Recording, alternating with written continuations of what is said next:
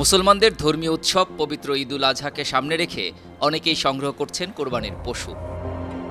আর ধর্মীয় এই উৎসবের আগে ঘটে গেল অবাক করার মতো এক ঘটনা।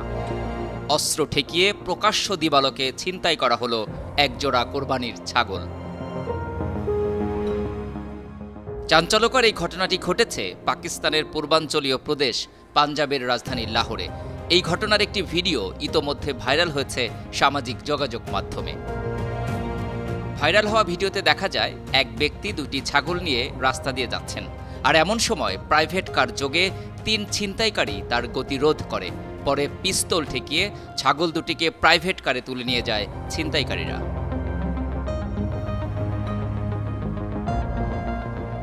News desk, 52 TV.